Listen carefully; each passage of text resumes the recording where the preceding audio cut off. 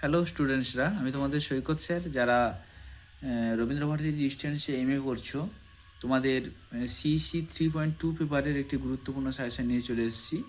যারা 2025-এ third semester final দেবে, তোমাদের প্রথম মডিউলে আছে গোরা। গোরা উপন্যাসে আমি 4টে কোশ্চেন দিয়েছি। দেখো, গোরা চরিত্রের বিকাশে ও বিবর্তনে গোরার জলঘোষপুর যাত্রা ও কারাবাসের ঘটনা তাৎপর্য লেখো। আনন্দময়ী, বরদা সুন্দরী ও হরিমোহিনী চরিত্রের পরিচয় দাও।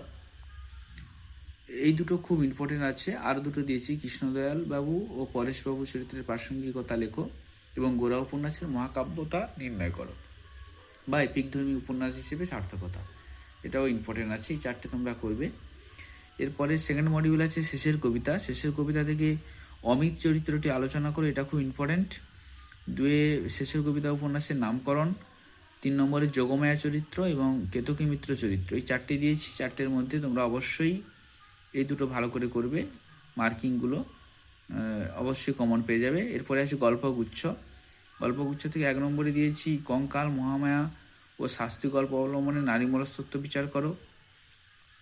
পঠিত গল্প অবলম্বনে রবীন্দ্রনাথের সমাজ ভাবনার পরিচয় দাও। 3 নম্বরে পঠিত গল্প অবলম্বনে রবীন্দ্রনাথের প্রকৃতি ভাবনা ও মানব জীবন কীভাবে ফুটে উঠেছে গল্পে। আর 4 নম্বরে অতিপ্রাকৃত গল্প হিসেবে কঙ্কাল গল্পটির সার্থকতা।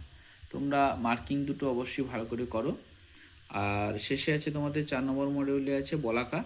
বলাকা থেকে দিয়েছি ছবি ও শাহজাহান কবিতা দুটি অবলম্বনে রবীন্দ্রনাথের জীবন ও শিল্প ভাবনার পরিচয় দাও। 2 নম্বরে বলাকার 37 সংখ্যক কবিতা ঝড়ের খেয়া অবলম্বনে রবীন্দ্র ভাবনা ব্যক্ত করো। এবং 3 নম্বরে আছে বলাকার 36 সংখ্যক কবিতা বলাকার মর্মবস্তু লেখো। তোমরা প্রথম দুটো খুব গুরুত্ব সহকারে করবে, অবশ্যই এর মধ্যে কমন পেয়ে যাবে।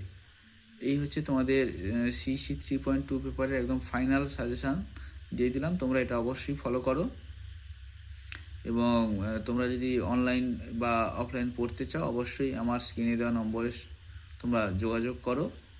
যে কোনো সমস্যায় আমি হেল্প করতে রাজি আছি তোমাদের সঙ্গে।